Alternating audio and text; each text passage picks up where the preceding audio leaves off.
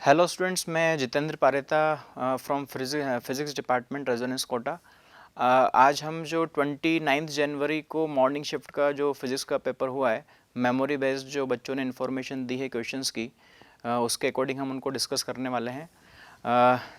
सबसे पहले हम आते हैं फर्स्ट क्वेश्चन पे। क्वेश्चन नंबर 1 जो है, इसमें a particle is thrown at an angle of 30 degree, projectile motion का क्वेश्चन है। Find the ratio of kinetic energy at initial position that at the maximum height. काफ़ी सिंपल सा question है ये प्रोजेक्टाइल मोशन का।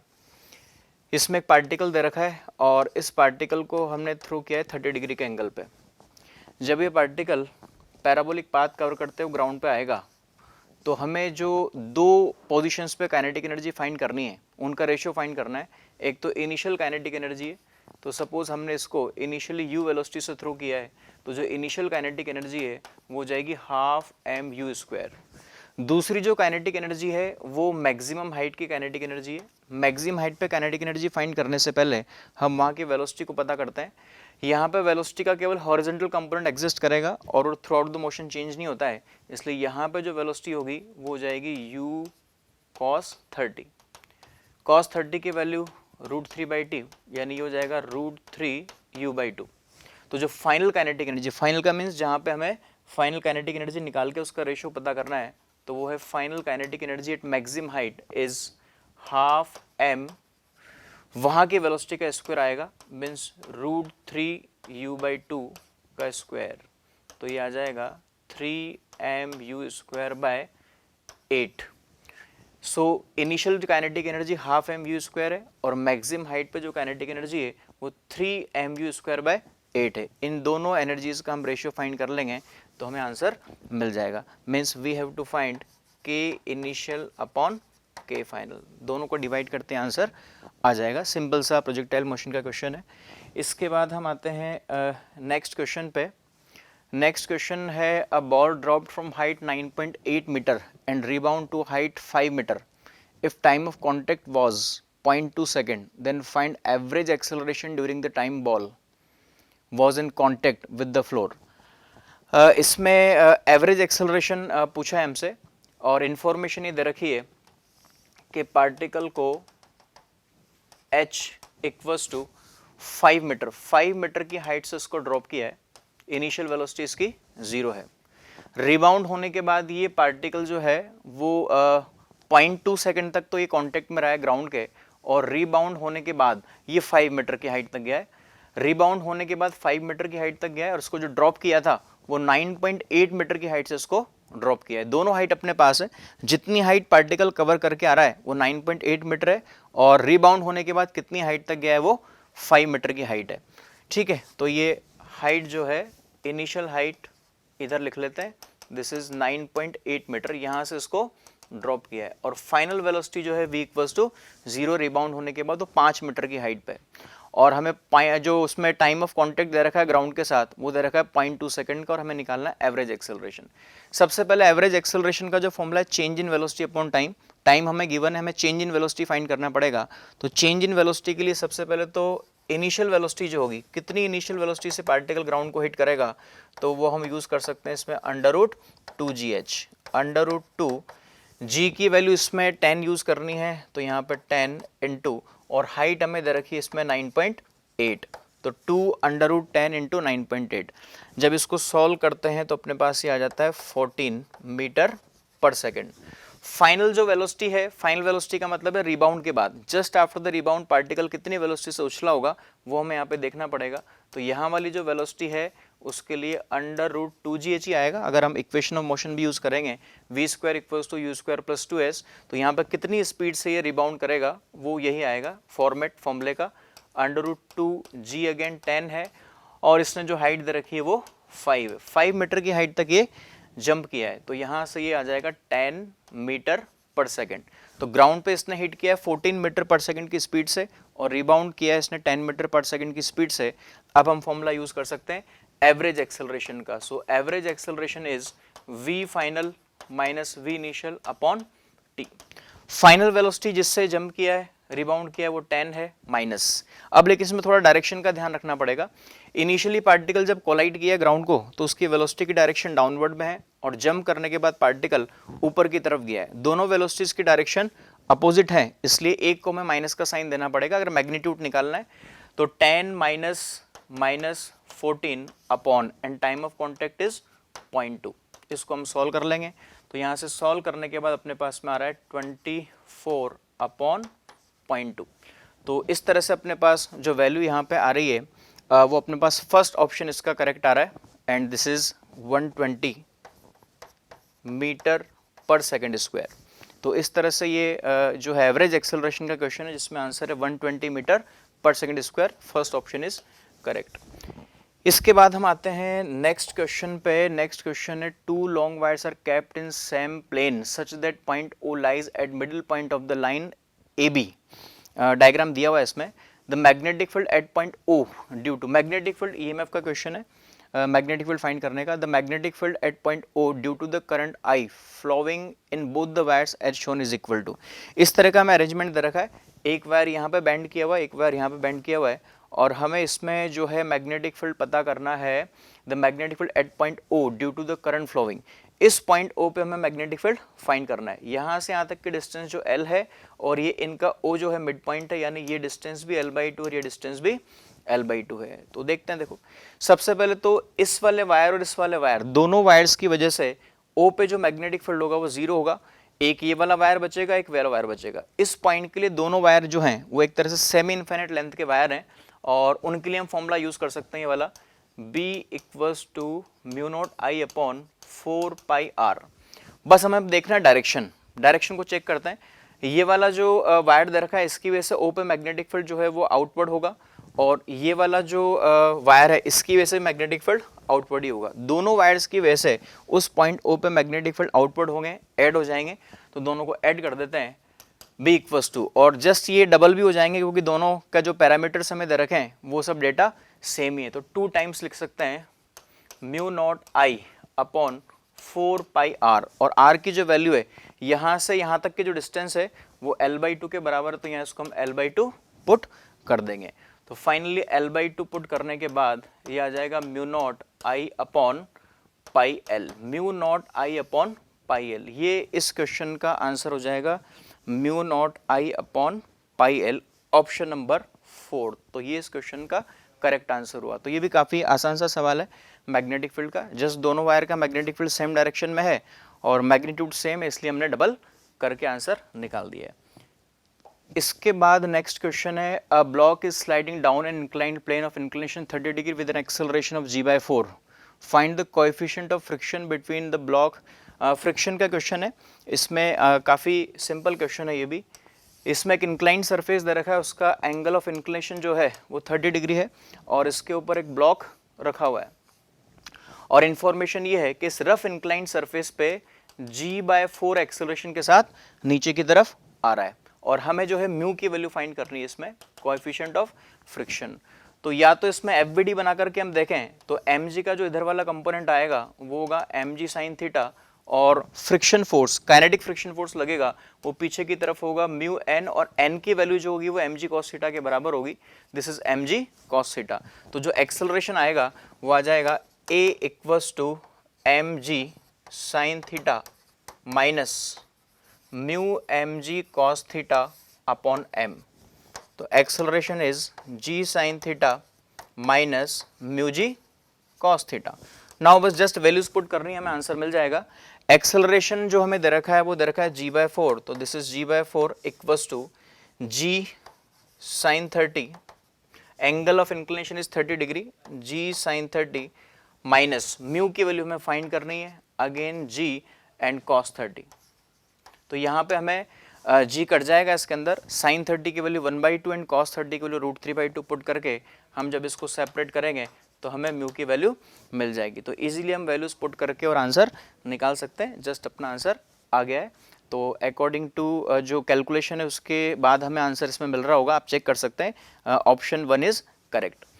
ओके, नाउ इसके बाद हम चलते हैं नेक्स्ट क्वेश्चन पे, 5th क्वेश्चन पे। क्वेश्चन नंबर 5 है, ये रेडियो एक्टिविटी का है। रेडियो एक्टिविटी में हमें दे रखा है in radioactive decay half life is 30 minute, then find fraction of undecayed substance after 90 minute. ये भी काफी सिंपल सा क्वेश्चन है। इसमें हमें ये दे रखा है कि जो हाफ लाइफ दे रखा है रेडियो एक्टिव सब्सटेंस का वो है 30 मिनट्स और टाइम दे रखा है t equals to 90 minutes. 90 minutes के बाद हमें वो फ्रैक्शन पता करना है जो अनडिकेड होगा सब्सटेंस का। Means we have to find n by n nought. यहाँ पे n उन नंबर ऑफ न्यूक्लियाई, वो नंबर ऑफ न्यूक्लियाई जो डीके जो रिमेनिंग है, तो remaining number of nuclei at time t is n and total number of nuclei initial वो है n नॉट। तो जो डीकेड वाला, जो अनडिकेड वाला पार्ट होगा उसका फ्रैक्शन हो जाएगा n बाय n नॉट। तो हम यहाँ फॉर्मूला इसका यूज कर सकते हैं n का, n equals to n nought upon 2 की power n। So we will get n by n nought equals to 1 upon 2 की पावर n। यहाँ पे हम n इजीली कैलकुलेट कर सकते हैं। n का मतलब है number of half lives in given time period. जो हमें टाइम इंटरवल दे रखा है, जितने टाइम के बाद हमें अनडिकेड फ्रैक्शन निकालना है वो हमें निकालना है। तो n की जो वैल्यू होगी वो जाएगी t upon t half. t की वैल्यू दे रखी है 90 एंड जो हाफ लाइफ है वो है 30। तो यहाँ पे n की जो वैल्यू है वो 3 आ जाएगी। यहाँ इसको पुट कर देते हैं तो 1 अपॉन 2 की पावर 3 यानी आ जाएगा 1/8। तो इसमें 1/8 का मतलब है option number second is correct. तो ये भी काफ़ी आसान सा सवाल है, जस्ट फॉर्मूला बेस्ड ही है। हमें फॉर्मूला यूज़ करना है n equals to n nought upon 2 की पावर n और इससे हमने n की वैल्यू निकाल करके इसमें पुट कर दी है। फाइनली हम अगले सवाल पे पहुँचे हैं। नेक्स्ट क्वेश्चन है question number 6। Two equal masses m rotating about their center of mass. The separation between the masses is 2r. Then find out their speed. ये भी सर्कुलर मोशन का ग्रेविटेशन का मिला जुला क्वेश्चन है, काफी सिंपल सा क्वेश्चन है। एक पार्टिकल, दो पार्टिकल इसमें दे रखे हैं सेम मास के और दोनों सेम मास के पार्टिकल एक ही सर्कल में रोटेट करेंगे about their centre of mass. ये सेंटर ऑफ मास बिल्कुल बीच में होगा, ये भी m मास है, ये भी m मास है और दोनों के बीच का सेपरेशन जो है वो उसने दे रखा है 2r। The separation between the masses is 2r, यानी ये भी r है, ये भी r है। यानी जिस सर्कुलर पाथ में दोनों पार्टिकल घूमेंगे उस सर्कुलर पाथ की जो रेडियस है वो r होगी। And we have to find speed, कितनी स्पीड से दोनों पार्टिकल रिवॉल्व करेंगे। तो सर्कुलर मोशन की इक्वेशन लिख लेते हैं किसी भी एक पार्टिकल के लिए। किसी भी एक पार्टिकल को सर्कुलर पाथ में घूमने के लिए जो रिक्वायर्ड सेंट्रीपिटल फोर्स होगा वो दूसरे पार्टिकल की वजह से जो म्यूचुअल ग्रेविटेशनल फोर्स लग रहा होगा उसकी वजह से उसको मिलेगा। तो अगर हम इक्वेशन लिखना चाहें, इस पार्टिकल का इस पार्टिकल पर जो ग्रेविटेशनल फोर्स होगा GMM अपॉन दोनों के बीच के डिस्टेंस का स्क्वायर, ये GM1 M2 by R square, ये ग्रेविटेशनल फोर्स, इसको हम इक्वेट करा देंगे MV स्क्वायर बाय R के। R यहाँ पे सर्कुलर पाथ की रेडियस होगी और वो R के बराबर ही होगी। तो यहाँ से हमें V की वैल्यू मिल जाएगी और हमें V की वैल्यू मिल रही है under root GM bye 4R। तो V इक्वल्स टू आ रहा है under root GM bye 4R, यानी ऑप्शन 1 इज करेक्ट। तो यह भी काफ़ी सिंपल सा क्वेश्चन है, ग्रेविटेशनल सर्कुलर मोशन का मिक्स क्वेश्चन है। इसके बाद हम आते हैं नेक्स्ट क्वेश्चन पे। क्वेश्चन नंबर 7 है। 7, the car is moving in a circular track of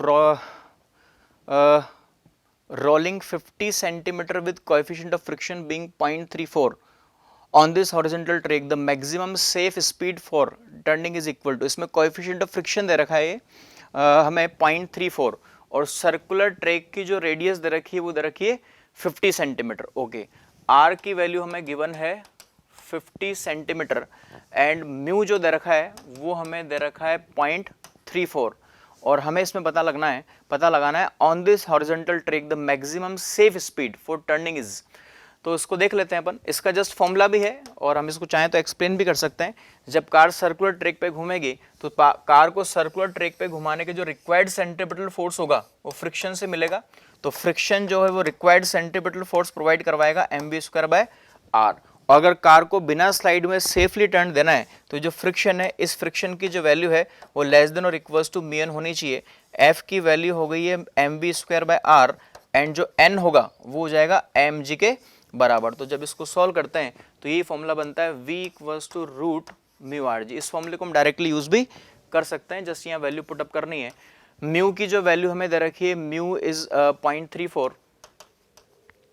into are की जो वैल्यू दे रखी है हमें वो दे रखी है 50 इनटू और जो g है हमें g भी लेने को बोल रखा है 10। तो यहाँ पे हम इस तरह से ये इसको सॉल्व करके और आंसर चेक कर सकते हैं अपना। तो जो आंसर कैलकुलेशन के बाद आया हुआ दिख रहा है वो है ऑप्शन नंबर 3 यानी 1.3। तो 1.3 जो है इसकी मीटर पर सेकंड में स्पीड है। अगर इतनी स्पीड से या इससे कम स्पीड से गाड़ी को हम चलाएंगे सर्कुलर ट्रैक पे तो बिना स्लाइड हुए गाड़ी सर्कुलर टर्न पे चल जाएगी। इसके बाद हम आते हैं नेक्स्ट में क्वेश्चन नंबर 8 पे। Two resistances are connected in parallel as shown in the circuit, find the ratio of power dissipated in R1 to R2। Okay, R1 R2 हमें सर्किट में दे रखे हैं, दोनों रेजिस्टेंसेस पैरेलल में दे रखे हैं, एक R1 है वो R है और जो R2 है वो 3R है, और हमें इन दोनों में पावर डिसिपेटेड का रेशियो फाइंड करना है। क्योंकि पैरेलल में जो वोल्टेज होता है पोटेंशियल डिफरेंस वो सेम होता है, इसलिए हम फॉर्मूला हम इसमें यूज कर सकते हैं V²/R। बस, तो यहाँ पे जो P होगा वो R के इनवर्सली प्रोपोर्शनल टू हो जाएगा, यानी P1/P2 अगर हमें निकालना है तो वो हो जाएगा R2/R1। R2 is 3R and R1 is R, तो आंसर इज 3:1। 3:1 का मतलब ऑप्शन नंबर 1 इज करेक्ट। तो ये भी एक काफी सिंपल सा जो है क्वेश्चन है करंट इलेक्ट्रिसिटी का। इसके बाद हम आते हैं नेक्स्ट क्वेश्चन पे। क्वेश्चन नंबर 9 है। 9th क्वेश्चन में solid sphere is doing pure rolling, it's kinetic energy is 2240 joule and mass of the sphere is 2 kg, determine the velocity of center of sphere in meter per second। यहाँ पे हमें ये rotational motion का just एक formula based question है। इसमें एक solid sphere दे रखा है और वो प्योर रोल कर रहा है, उसकी मोशन जो दे रखी है वो प्योर रोलिंग मोशन है, उसकी काइनेटिक एनर्जी हमें दे रखी है।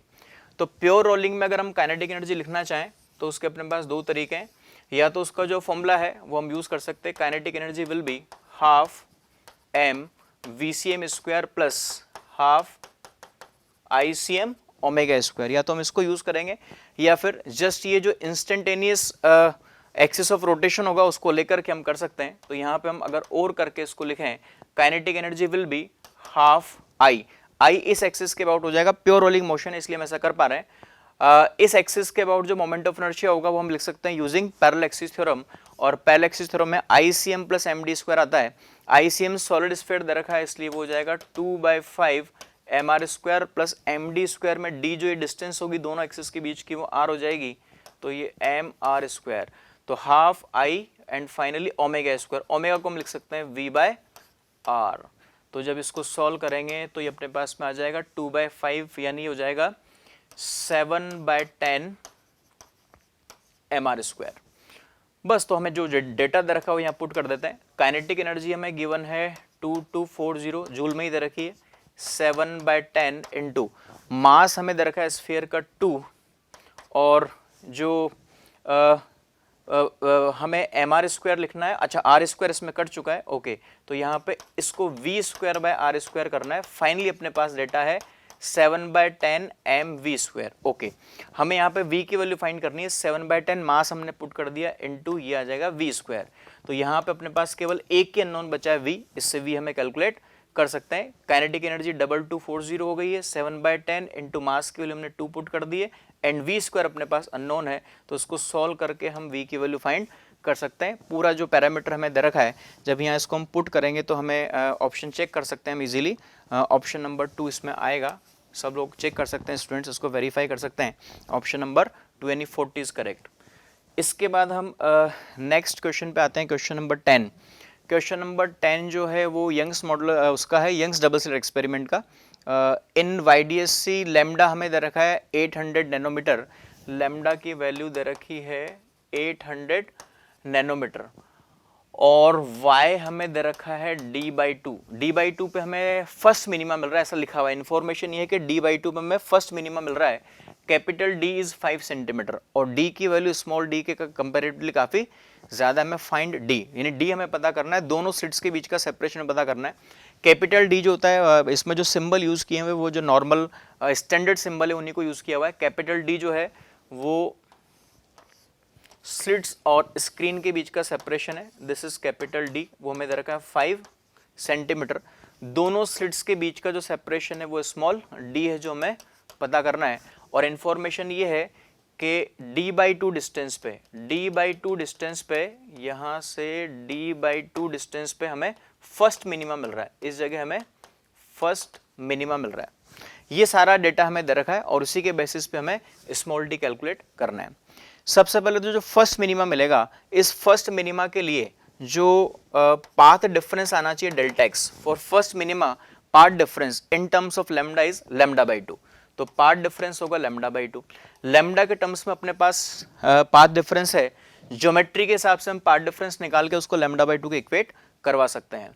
यहाँ पे मिल रहा है फर्स्ट मिनिमा, ये है स्लिट S1, ये है स्लिट S2, यहाँ से एक वेव सीधे यूं गई है और यहाँ से दूसरी वेव यहाँ से यहाँ गई है, दोनों के बीच का जो पाथ डिफरेंस होगा बाय ज्योमेट्री वो हम कैसे लिख सकते हैं, ये डिस्टेंस फाइंड कर लेंगे। डिस्टेंस कैसे फाइंड कर सकते हैं, यहाँ से यहाँ तक की डिस्टेंस कैपिटल डी है, यहाँ से यहाँ तक की डिस्टेंस कैपिटल डी है, ये d/2 है, ये भी d/2 है, पूरा d हो गया, तो ये हो जाएगा अपने पास में under root D square plus D square minus this, और ये वाले डिस्टेंस तो अपने पास d है ही सही, तो इसको अगर हम सॉल्व करें, delta x equals to D square plus D square की पावर हाफ माइनस डी, हमें इस अप्रोक्सीमेशन का यूज करना है इसमें आगे चल के।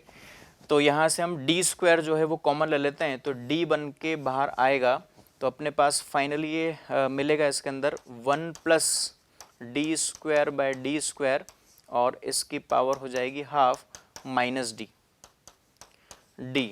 बायनोमियल एक्सपेंशन का यूज कर सकते हैं, हमें capital D greater than small D दे रखा है, सो इसको हम लिख सकते हैं 1 plus D square by 2 D square minus 1, और ये इनटू ब्रैकेट के बाहर जो है वो d है, तो ये 1 से 1 कैंसिल होगा, और यहाँ पे हमने d पहले कॉमन ले लिया, इस d को दोबारा लिखने की जरूरत नहीं है, तो अपने पास ये वैल्यू आ गई है D square upon 2d square.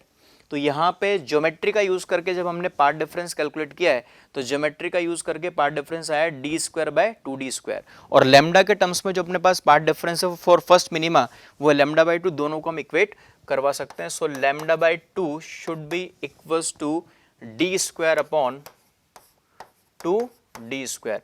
इसको हम सॉल्व कर सकते हैं, लैम्डा की वैल्यू अपने पास दे रखी है 800 नैनोमीटर, यूनिट्स वगैरह चेंज करने की अगर जरूरत पड़ती है बिल्कुल पड़ेगी, यहाँ पे उसको चेंज करके लिखेंगे, और स्मॉल डी की वैल्यू में फाइंड करनी है, कैपिटल डी इज 5 सेंटीमीटर, तो दोनों डेटा इसमें यूज हो रहे हैं, इनको यहाँ पुट करके हम इजीली स्मॉल डी की वैल्यू कैलकुलेट कर सकते हैं, और स्मॉल डी कैलकुलेट करने के बाद स्टूडेंट्स चेक कर सकते हैं, वेरीफाई कर सकते हैं, कैलकुलेशन के बाद आंसर इसमें थर्ड आएगा, option number third is correct. तो ये भी एक YDSC का मॉडरेट सा क्वेश्चन है, अच्छा क्वेश्चन है। इसके बाद हम आते हैं नेक्स्ट क्वेश्चन पे, क्वेश्चन नंबर 11। क्वेश्चन नंबर 11 में a soft bubble surface tension का क्वेश्चन है। A soft bubble initially have radius 3.5 centimetre, if the radius increases to 7 centimetre in given surface tension equals to okay. इसमें initial radius दे रखी है 3.5 centimetre, radius बढ़ करके होगी 7 सेंटीमीटर, और सरफेस टेंशन दे रखा है सॉफ्ट बबल का 2 × 10⁻² न्यूटन पर मीटर।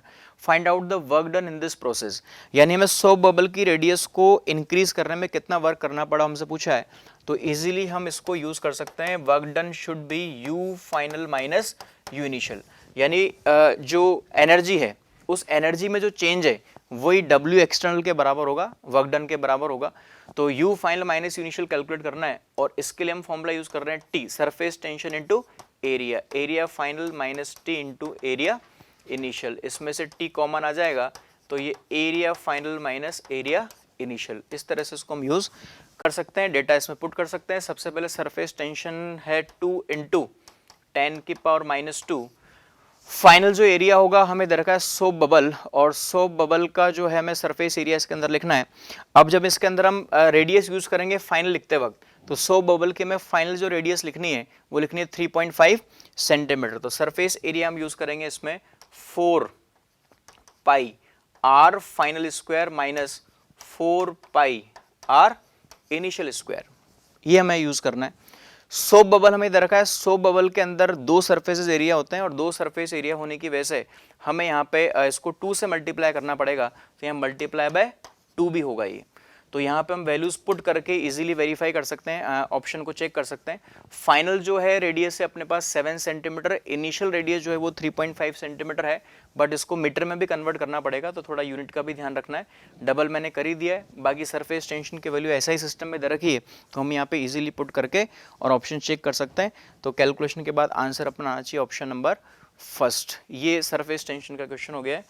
इसके बाद नेक्स्ट क्वेश्चन जो आता है question number 12, height of both the transmitter tower and receiver tower is 80 metre, each and the radius of the earth is 6400 kilometre. दोनों tower की जो हाइट है वो 80 मीटर दे रखी है। ट्रांसमीटर टावर की हाइट भी 80 मीटर है और रिसीवर टावर की हाइट भी जो 80 मीटर है, और हमें रेडियस ऑफ अर्थ गिवन है वही 6400 kilometre. The maximum distance between the transmitter and receiver tower so that line of site communication can be done. ये भी एक फॉर्मूला बेस्ड क्वेश्चन है और हम इसका फॉर्मूला जो जानते हैं, D maximum equals to under root 2r/ht plus under root 2r/hr। यहाँ पे ht जो है वो ट्रांसमीटर जो टावर है उसकी हाइट और hr जो रिसीवर टावर की हाइट है। पूरा डेटा हमें गिवन है, वो डेटा हम यहाँ पे पुट कर देंगे जिससे आंसर आ जाएगा 2 इंटू रेडियस ऑफ अर्थ दे रखी है 6400 किलोमीटर में, इसको भी मीटर में कन्वर्ट करना पड़ेगा, इंटू 10⁻³ कर देंगे और यहाँ पे 80 पुट करना है और ये प्लस अंडर रूट 2 r की वैल्यू अगेन 6400 इंटू 10⁻³ और ये इंटू 80। इसको इजीली कैलकुलेशन कर सकते हैं इसमें, और कैलकुलेशन करने के बाद हमें आंसर मिल जाएगा। स्टूडेंट्स वेरीफाई कर सकते हैं अपना आंसर, वैल्यू मैंने पुट कर दी, सॉल्व करना है तो अपना आंसर इसमें शो हो रहा है 64 किलोमीटर। तो ये आंसर जो है वो मीटर में आएगा, इसको अगेन किलोमीटर में कन्वर्ट करके और हमें जवाब देना है। इसके बाद जो है नेक्स्ट क्वेश्चन आता है 13th question. 13th number question है for light emitting diode, semiconductor devices का क्वेश्चन है। For light emitting diode consider the following statements. हमें जो ऑप्शंस चेक करने हैं वो चेक करने हैं एलईडी के लिए, लाइट एमिटिंग डायोड के लिए। फर्स्ट में the diode is connected in forward bias, the diode is connected in reverse bias. तो ऑब्वियस है पहला ऑप्शन सब लोगों को समझ में आएगा, पहला ऑप्शन ही सही है। जो लाइट एमिटिंग डायोड है एलईडी, उसके लिए हम उसको फॉरवर्ड बायस में कनेक्ट करते हैं, तो फर्स्ट ऑप्शन तो इसमें करेक्ट है ही सही। सेकंड गलत हो ही गया है। Third option is the energy of emitted photons is approximately equal to bracket में slightly less than E G the forbidden energy gap. Fourth में लिखा है the photons are emitted due to, बिल्कुल सही है। थर्ड और फोर्थ दोनों ऑप्शन ही इसके अंदर बिल्कुल सही है।